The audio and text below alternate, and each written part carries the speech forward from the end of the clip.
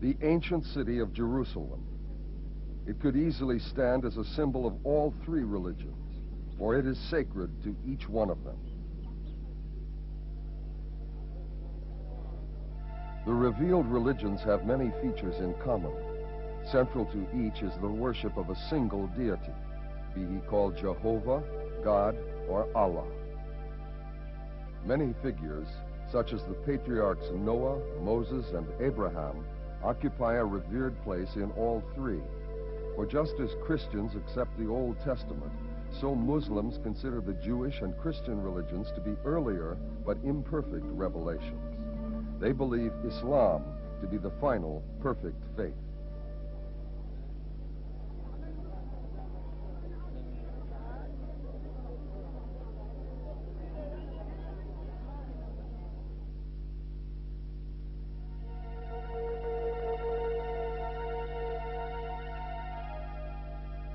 To the Jews, Jerusalem is sacred as their ancient capital.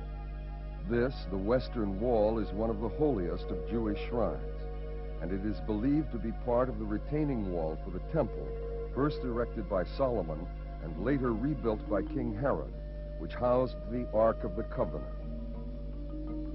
And here the Jews still come to pray and worship.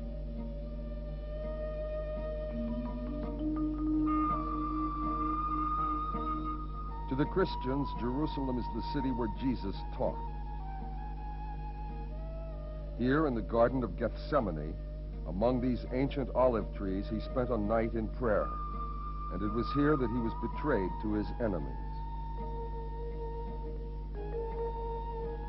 The Church of the Holy Sepulchre stands on the traditional site of his crucifixion, burial, and resurrection.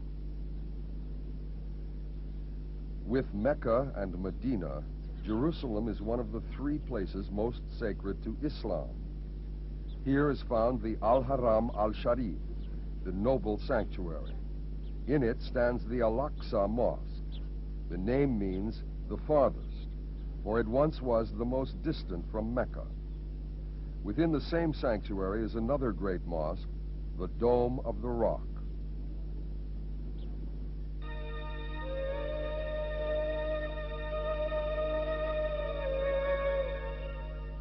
In the Quran, the Muslim Bible, it is written, "Glory to God who did take his servant for a journey by night to the farthest mosque in order that we might show him some of our signs."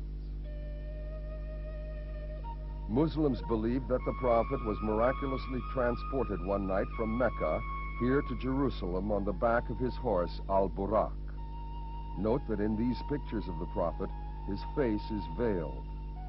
There he prayed, together with the spirits of ancient patriarchs, Adam, Noah, Abraham, Moses, David, and Jesus, all figures revered by both Islam and Christianity.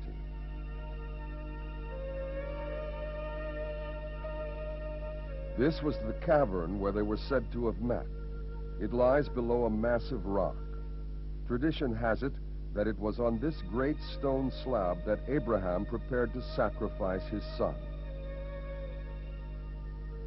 And Muslims believe it is from the same rock that Muhammad miraculously ascended to paradise, returning to Mecca by the following dawn.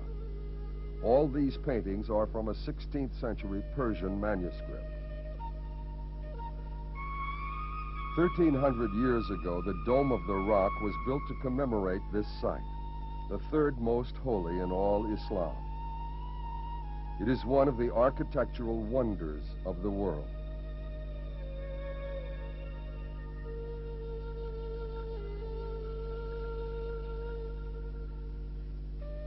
Islam forbids the making of holy images. That is why the paintings show Muhammad with his face veiled. But the Orthodox go much further and frown on all representational art. So Islamic decoration is mainly concerned with geometrical patterns and very beautiful refined variations of Arabic script. In Muslim eyes, this great mosque, dominating the skyline of Jerusalem, symbolizes the triumph of Islam.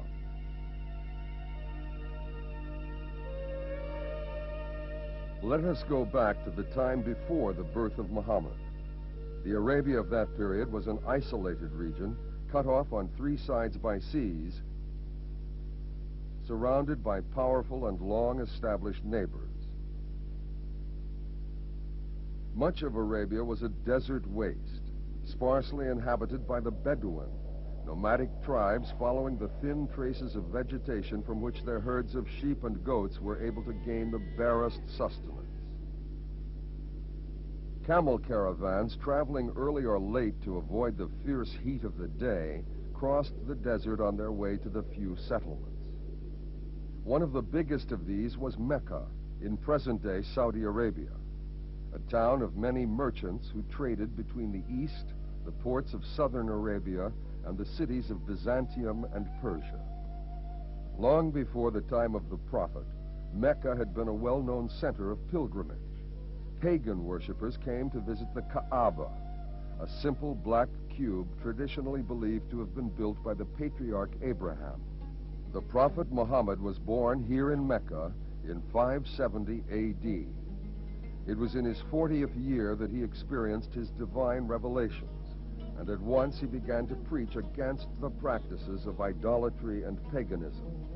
But his fellow townsmen, who believed he was threatening both their religious and commercial interests, violently opposed his teaching. He and his followers experienced a period of persecution, and he was lucky to escape with his life to the town of Yathrib. This flight is called by Muslims the Hejira, and it is from this date that the Muslim calendar begins. To honor the town that gave them refuge, the Muslims renamed it Medina, the Arab word for city.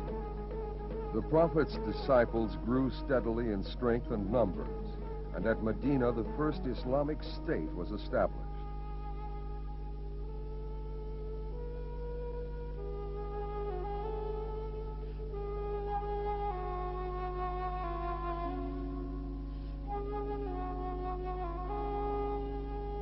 After 8 years, Muhammad was strong enough to be able to return in triumph to Mecca.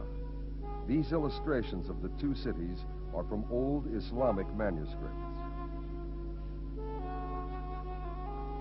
In Mecca, Muhammad cleansed the Kaaba of its pagan idols and made it the holiest shrine of Islam. From that time to the present day, it has been the focus of the Islamic faith and of the Hajj, the annual Muslim pilgrimage. Every Muslim attempts to perform the Hajj at least once in his lifetime. On arrival at Mecca, the pilgrims carry out a whole series of prescribed rituals. They must also offer a sacrifice of a sheep, goat, or camel, depending on their wealth.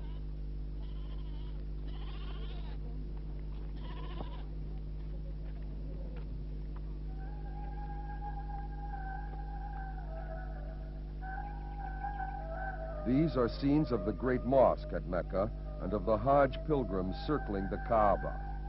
All must wear a simple white garment, symbolizing their equality before Allah. Only 2 years after his return to Mecca, the Prophet died at the age of 62. His tomb is in Medina. His swords and his bow rest in the Topkapı Palace at Istanbul. After his death, a caliph or successor was appointed. His duties were both to guard the Islamic faith and to govern the empire according to Quranic law. For in traditional Islam, there is no division into religious and temporal spheres, such as exist in Christian states. The first caliph was a companion of the Prophet, Abu Bakr. His sword is also in the Topkapı Palace. Over the centuries, climatic conditions in the Arabian Peninsula had been worsening. Overgrazing of the scanty vegetation by the herds of the nomadic tribes had steadily destroyed what plant life there was, so there had always been some migration outwards to other lands.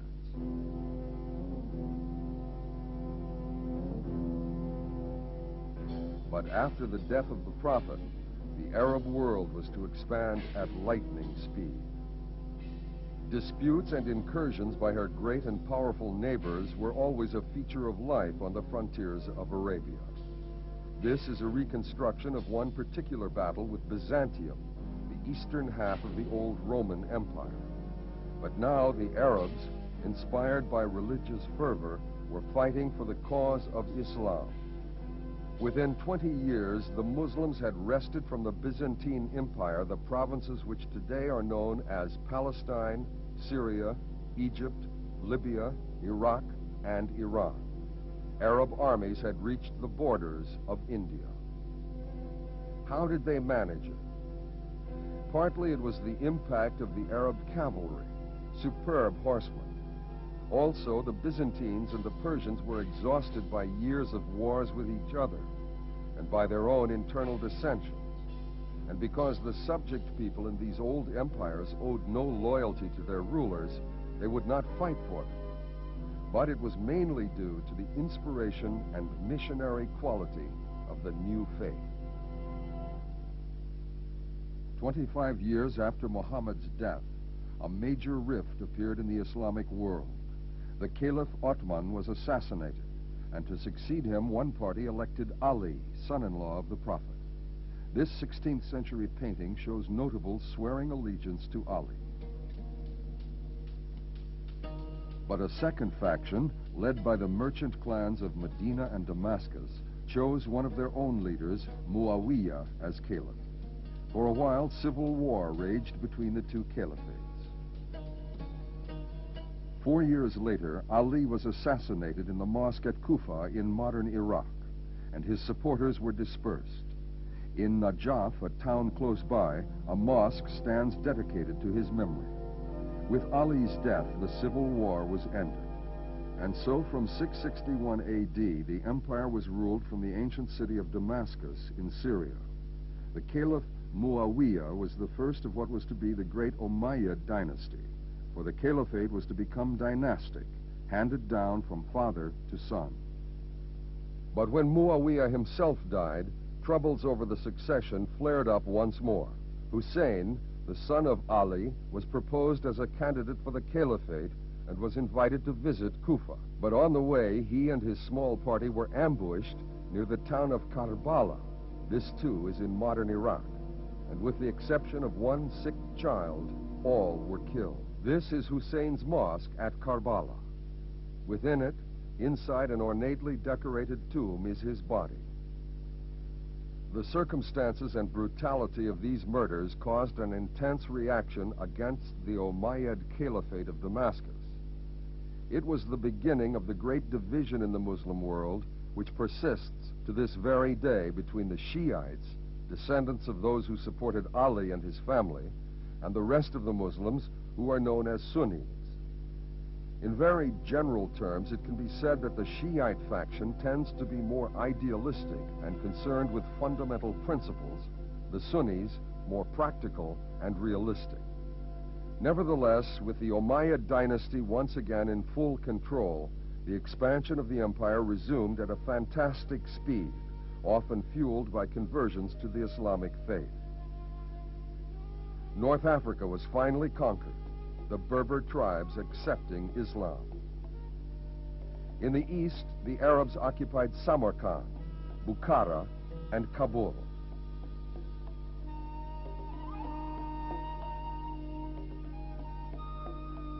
The conquest of almost the whole of Spain took just 1 year.